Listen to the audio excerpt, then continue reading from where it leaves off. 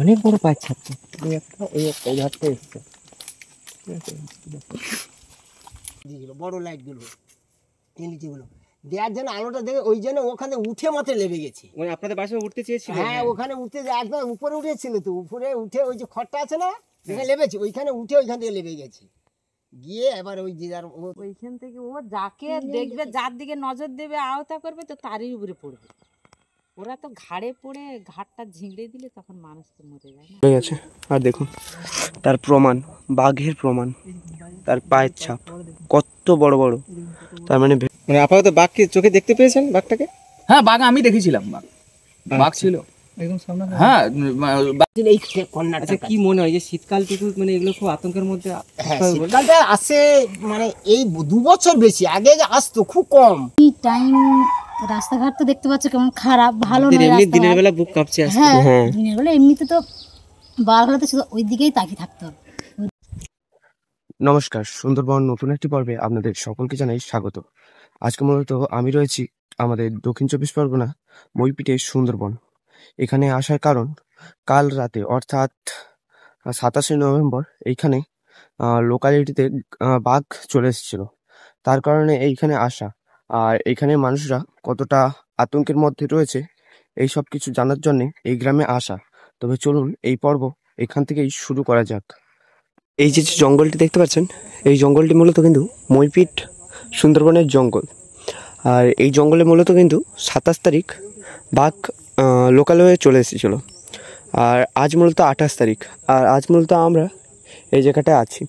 আর এইখানে বাঘের পাউড়ি দেখলাম আমরা, আর একটা কাকুর সঙ্গে কথা বললাম যে বাঘকে কালকে রাত্রিবেলা তাড়িয়ে অন্ধকারে বোমা ফাটিয়ে জঙ্গলে ওই পাশে পাঠিয়ে দিয়েছে।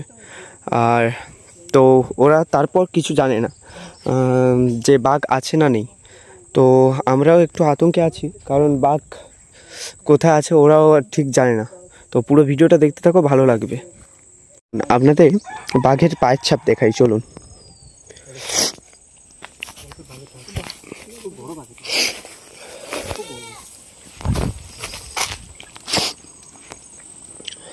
এই যে দেখুন বাঘের পায়ের ছাপ। বাঘের পায়ের ছাপগুলো দেখুন, এই দেখুন কেমন, কত বড় বড় বাঘের পায়ের ছাপ, অনেক বড় বড় বাঘের পায়ের ছাপ।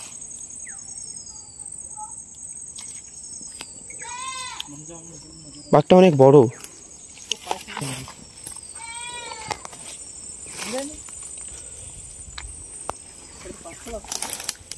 দেখুন, এই দেখুন, এইটা মূলত কিন্তু বাঘের পায়ের ছাপ। জঙ্গলটা বাঘের পায়ের ছাপ কতটা বড়, কত বড় দেখুন। বাঘটা মূলত লোকালিটিতে চলে এসেছিল, ওরপর বাঘটাকে তাড়া করতে জঙ্গলের মধ্যে দিয়ে চলে গেছে। আর দেখুন তার প্রমাণ, বাঘের প্রমাণ, তার পায়ের ছাপ কত বড় বড়। তার মানে ভেবে দেখুন কত বড় বাঘটা হতে পারে।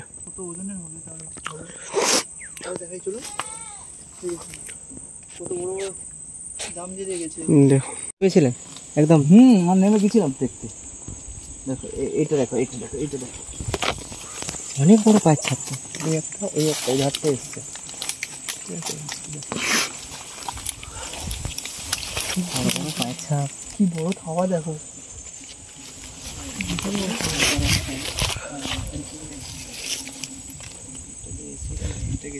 এই দেখো ওই দিক থেকে। আপনারা মোটামুটি এত বড় জঙ্গলে পায়ের ছাপ খুঁজে খুঁজে গেছেন? হ্যাঁ, ও বাঘের পেছনে পেছনে আমরা গেছিলাম, এরকম জঙ্গলের ভেতর থেকে ঢুকে ঢুকে বাঘের পেছনে পেছনে আমরা গেছিলাম।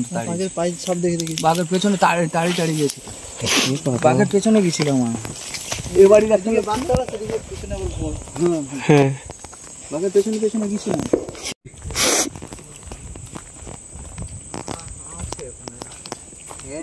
জঙ্গলে এপার থেকে গিয়ে এই সোজা ওপারে পেরিয়ে গেছিল। ও প্রথমে অনেক দূর থেকে এসে আমাদের বাড়ির সোজা দিয়ে উঠেছিল। আচ্ছা, উঠে ওখান থেকে হেঁটে হেঁটে এখানে এসে ধারতে হেঁটে গেছে। হ্যাঁ, আবার রাত্রে আমাদের ওখানে একজন মোড়া পড়েছিল রাত্রে, ঠিক আছে? কালকে কত রিক্স দেখো, মানুষ পড়িয়ে এসছে ওই কোণে গিয়ে, ওই সেই শ্মশানের কাছে, যেখানে মানে বাঘ পেরিয়ে ওপারে চলে গেছে। আচ্ছা, তো ওরা কিছু বুঝতেই পারেনি, অথচ বাঘ জঙ্গলের মধ্যে যে ঢুকে গেছে ভেতরে, মোড়া পুড়িয়ে অতগুলো লোক চলে এলো রিক্সে। দিয়ে তারপরে আবার ওখানে দিয়ে চলে এসছে। আর তুই তখন কটা বাজে? 10টা বাজে, 10টা মনের সময় এসছে না ওরা পুরী? 10টা না, মানে এটা কনফার্ম তো বাঘ ওখানে চলে গেছে, এটা কনফার্ম? হ্যাঁ আমি জানি তো, আমি বাঘের পেছনে আমি ছিলাম তো, এটা সবাই জানে।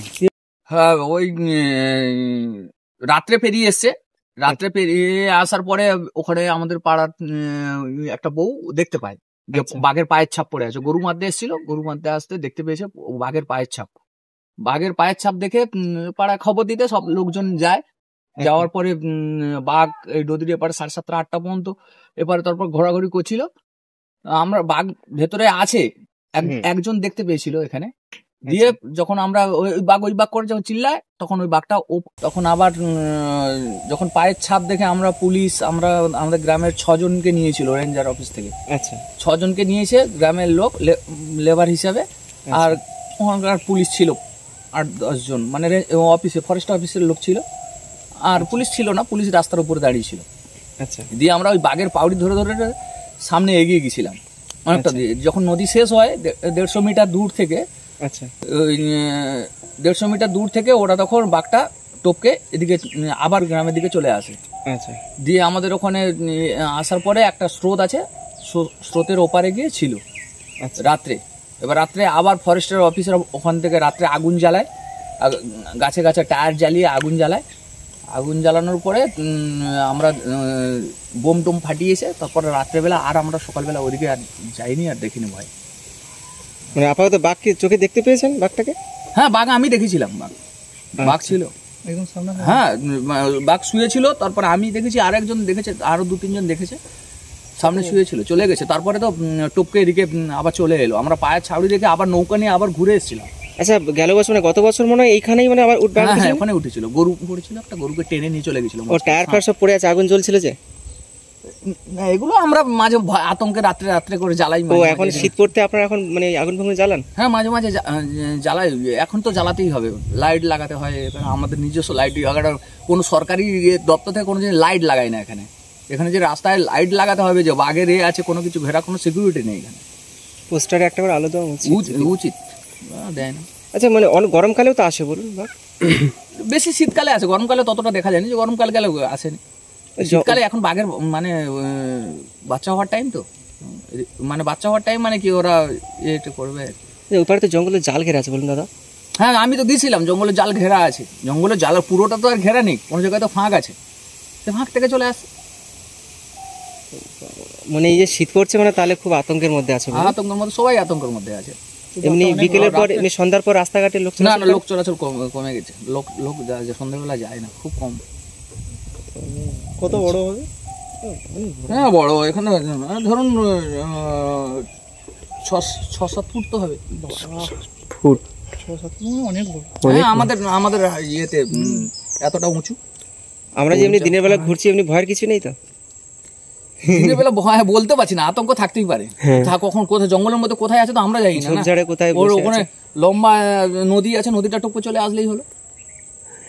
যে কালকে যে সকালে আমরা ধারণা করতো না, আমি তো নিচে নেমে নিজে গিয়ে পা দেখছি বাঘের ছাপ দিয়ে, আমি তো নিজে ফোন করলাম, খবর দিলাম। ও আপনি হচ্ছে মানে প্রথম দেখেছিলেন নাকি? না ওরা আমাদের পাড়ার, আমাদের ও টিউশনি পড়াতে, আমাদের বাড়ির টিউশনি বাচ্চা দিতে আছে, আমার বৌমা পড়ায়। আচ্ছা, টিউশনি বাচ্চা দিতে আছে ও পাড়ার ছেলেরা। আচ্ছা, তো ওর যখন সকালবেলায় আসে ও তখন দেখিয়ে দিয়ে এসে বলতে আমরা সবাই ছুটে গেছি। দেওয়ার পরে তারপরে মানে গতকাল তাহলে মানে পটকা ফাটানো হয়েছিল, বাজি টাজি ফাটানো হয়েছিল? হ্যাঁ রাত্রে আগুন জ্বালিয়েছে, টায়ার জ্বালিয়েছে, দেখালে প্রমাণ দিয়ে দেবো, চলুন দেখবেন তো। তাহলে চলুন। আগুন জ্বালিয়েছে, ইয়ে করেছে। প্রতি বছর বাঘ ওঠে।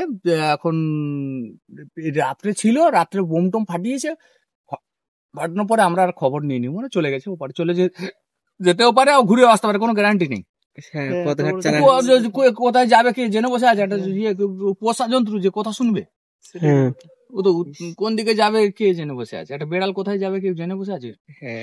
ওই রকম ওদের এখনো বাচ্চা মানে করানোর টাইম তো, তাই জন্য চারদিকে খুঁজে বেড়াচ্ছে। ব্যাপারটা হচ্ছে এটা, অন্য কিছু না। হেঁটে আসার পরে দেখবে একটা রাস্তা ঢুকে গেছে, ইটের রাস্তা দিয়ে ঢুকে গেছে। ওই ইটের রাস্তা একটু ওইখান দিয়ে ব্যাক করেছে, ব্যাক করে এসে এবার এই দিক থেকে আস্তে আস্তে দেখেছে এখানে জল, এখান থেকে ব্যাক করে আবার ওখানে গেছে। আচ্ছা ওখানে গিয়ে একটা নিরাপত্তায় ছিল, সকাল হয়ে গিয়ে নিরাপত্তায় বসে গেছে যে এই অবস্থায় তো যাওয়া যাবে না, আচ্ছা ওরা ওখান থেকে গেছে। দ্বিতীয় এবারে লোক যখন দেখাদেখি করেছে যে বাঘে পেরিয়েছে এই গ্রামে বা তোমার থানায়, তোমার ওই বন ডিপার্টমেন্ট যাদেরকে সব বলা হয়েছে, বলতে ওরা আসার পরে আমরা তোকে বলাবি না, বলে লাভ দিয়ে কোনো সমস্যা হবে, যদি কোনো একটা ক্ষতি হয় তাহলে দায়ী হবে না। কিন্তু ওরা থাকলে ক্ষতি হলে তারা পয়সাটা দেবে।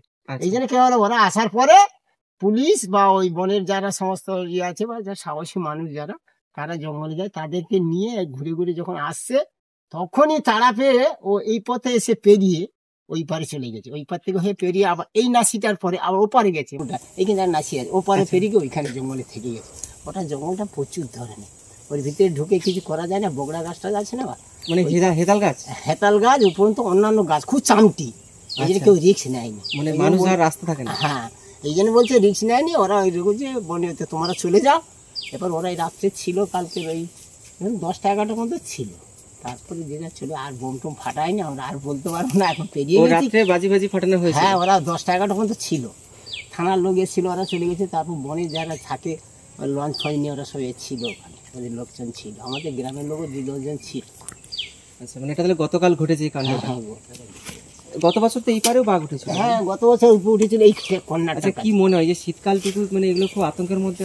হ্যাঁ শীতকালটা আসে মানে এই 2 বছর বেশি, আগে আসতো খুব কম, কিন্তু এই 2 বছর বেশি, গত বছর আর এই বছর মানে মাসে 3বার 4বার 5বার এইরকম বেরিয়েছে। আরো তো এই 6 নম্বর গুলো তো বেশি, আমাদের দিকটা একটু কম ঢুকো, তো একদম কাছে না, ওই বড় নদীর পাশে তো, ওই সাইডটা বেশি। এনি টাইম ধরুন আজকে বেরিয়েছে, আবার 1 সপ্তাহ পরে 3-4 দিন আবার বেরিয়েছে, এইরকম কিন্তু। শীতকালে বাঘ বারবার ফিরে আসছে কেন বলতে পারেন দাদু? আমরা কি বলবো বলতো, এখন খাওয়া দাওয়া একটা ব্যাপার আমাদের যেটা একটা ধারণা, এই শীতের সময় ওদের জিয়ান যেমন কুকুরের একটা সময় যায় না প্রজননের জন্য, এই কারণের জন্য মেয়ে বাঘটা যত দ্রুত ছুটে মানে ঝামেলা করে তখনই ও তো ছুটতেই থাকে চারদিকে, এরা বাঘ ওই জন্য ও অনেক সময় পার হয়ে চলে আসে। এই সময়টা বেশি হয়, এই যে ধরো অঘ্রান পৌষ মাঘ এই 3 মাস। হ্যাঁ তারপর আর গত বছর এরকম মাঘ মাসে 15 তারিখ পর তার কোনো রেয়াজ নেই, কেউ আসেই না, তারপর আবার এই ঢুকে গেল, এই ঢুকে। আচ্ছা যে বন আধিকারিক বলে যায়নি যে সন্ধ্যার পর কেউ রাস্তাঘাটে বেরোবে? ওরা তো ওদের কথা বলে যাবে, তুমি বলো এই সন্ধ্যাবেলা ধরো বাচ্চারা টিউশন যাবে, হ্যাঁ কি কেউ হয়তো দোকানে তাকে যাওয়া যাবে না, কিন্তু প্রত্যেকের কাজকর্ম তো আমাদের মানে কি করবো, সবার বাড়িতে পায়খানা বাথরুমও নেই, না বাথরুম যদি রয়েছে কেউ তার ঘরের সঙ্গে সেটিং করেনি, যেমন একটা বাথরুম এইখানে রয়েছে, রাতে বিতে আসতে এখানে করতে হবে। এই সন্ত্রাস গুলো বেশি মনের মধ্যে এসেছিল, বলেছে আজকে তো 2 বছর ধরো কোনো সেরকম কিন্তু সুরা পাইনি। আমরা বলছিলাম যে পোস্টারে লাইট দেওয়ার জন্য, জানো।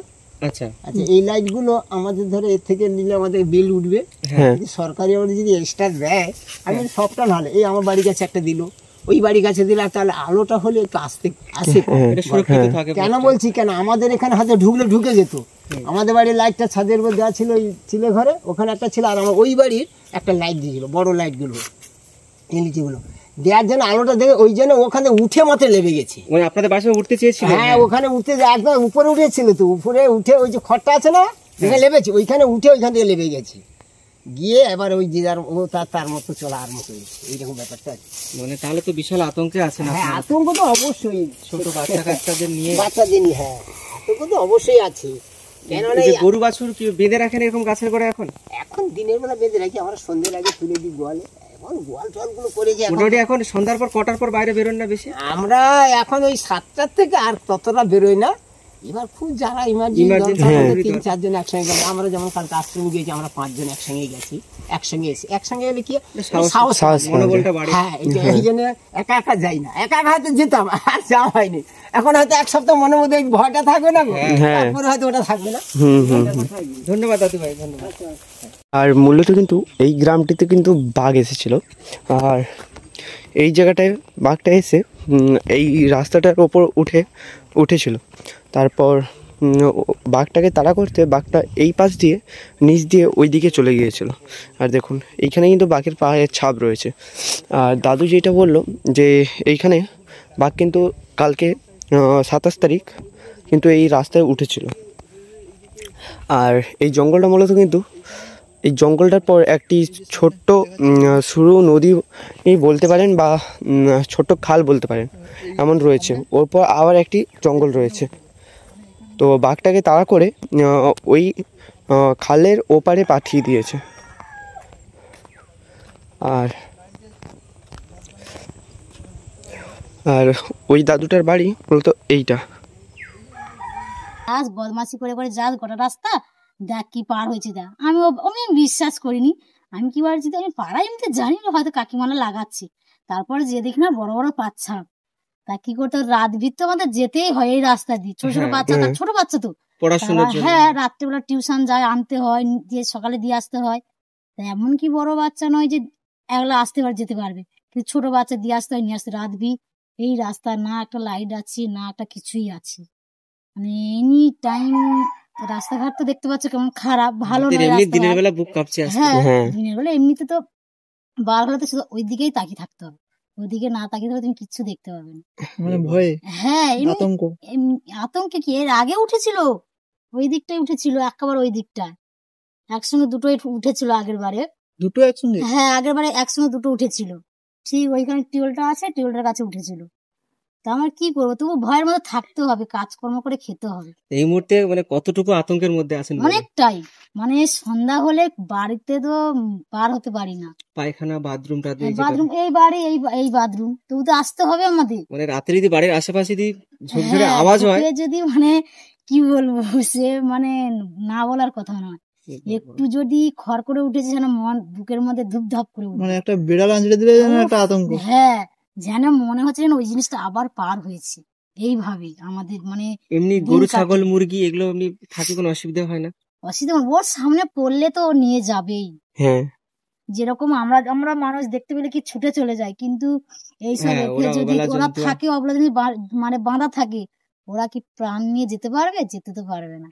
মানে শীতকালটুকু আপনাদের খুব ভয় থাকতে হয়? 3 মাস ভয় থাকে, এই অঘ্রাণ মাস, পৌষা, মাঘ মাস অবধি আমাদের ভয় থাকে। এইটা এই 3 মাস আমাদের প্রচুর। কোনো অনুষ্ঠান বাড়ি ফাড়ি হলেও তো মানে অনুষ্ঠান বাড়ি হলে যখন দল বেঁধে যাওয়া হয় সবাই 5 জন 7 জন করে, তাও ঠিক আছে, কিন্তু 1 জন 2 জন করে এই রাস্তায় হাঁটা এখন অসম্ভব। দাদু বলছিল যে আলোটা ছিল বলে নাকি বাড়ির কাছে ওঠেনি। এই আলোটা মানে জ্বালা থাকে সব সময়, তার জন্য মানে ওখানে এসছে মানে। আর এখানে তো শুধু পেপার দিয়ে গরু অনেক ছাগল টাগল সব পেপার দিয়ে থাকে তো, হ্যাঁ, কিন্তু ওইটা না থাকলেও চলে আসতো। বাঘের যে পায়ের ছাপ দেখলাম তো অনেক বড় বাঘ। ওরা যদি এখানটায় এটা হাতা মেরে লাভিয়ে দিত, মানে ঢুকে গেলে ধরে নিত। মানে এই প্লাস্টিক ভিতরে গরু ছাগল, এই লাইনে সব ছাগল গরু সব বাঁধা থাকে। বাঘের পাগুলো তো এরকম বড় বড়, অনেক বড় বাঘ। হ্যাঁ, ওদের এই লেবে গেলে দেখতে পাবে। ভাই নেমেছিলাম, ওই হাত পা কাঁপতে ভয়। এখানটায় তো কাদা নরম কাদা তো চেপে গেছে, আর ওই নিচের দিকে লেবে গেলে এরকম বড় বড় থাবা, সব শুকনো মাটি, মানে ওটা আঁঠিলা মাটি। দাদা ছিল, উনি বলছেন যে বাঘটাকে নাকি দেখেছে। হ্যাঁ, দেখেছে 2 জন 3 জন দেখেছে। ওইখান থেকে ও যাকে দেখবে, যার দিকে নজর দেবে, আওতা করবে, তো তারই উপরে পড়বে। ওরা তো ঘাড়ে পড়ে ঘাটটা ঝিঁড়ে দিলে তখন মানুষ তো মরে যায় না। এই তো কয়েকদিন আগে কে মারা গেছে এই মইপিটে এখানে। হ্যাঁ, সে তো ইয়েতে তো ভুবনেশ্বরী, দেখেন ওটা খবরে দেখছিলাম, মারা গেছে। ভুবনেশ্বরী ও ঘোগ জাল বসাতে গেছিল। এই যে বাঘ যে একবার পেরিয়েছে, আবার কি আসতে পারে বলুন? ওরা প্রত্যেক বছর আসে না, এই এসছে আর এখানে আর আসবে, এই এসছে একবার, বলা যায় না আসবে না। তবে মানুষের একটা আতঙ্ক ভয়। আমাদের ওই আলোটা ওইখানে জ্বালা। আপনাদের বাবার বাড়ি কোথায়? এখানে না, আমার বাপের বাড়ি রায়দিকে সূর্যপুর। বাঘ দেখতে গিয়ে দিয়েছে আপনার? কি করবো, বাঘ দেখতে নয়, কপালে ছিল আমরা হয়েছি। বাবার বাড়িতে চিন্তা করে না? হ্যাঁ, সবাই করে, কিন্তু কি করবো, কি করবে, এখানে তো মানুষজন তো বাস করে, তারাও তো জানে বাড়ি থেকে পায়খানা করতে কি বার হয়ে গেল। হ্যাঁ, মিদনাপুরের প্রচুর লোক যারা কাংড়া দনে যায় ওদেরকে আওতা করে। এই গর্ত তাড়ে, ঘোগ জাল বসায়, আবার অন্য শুকনো ডাঙায় তো গর্ত তাড়ে। গরমকালে সপ্তাহে একবার ফোন করতো, এবার প্রত্যেকদিন ফোন করবে মার বাবা।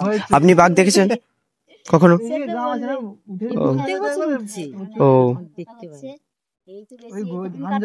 এই ধান কাটার সিজনেই বাঘ বেশি পেরিয়ে আসে, যেতে দেয় না, ফরেস্ট থেকে লোক আসে দেখতে দেয়। কোথায় ঝাম মেরে গিয়ে বম টম ফেলে, তো ঝাম মেরে গিয়ে গার উপরে পড়বে দেখতে। খবর আসলে সবার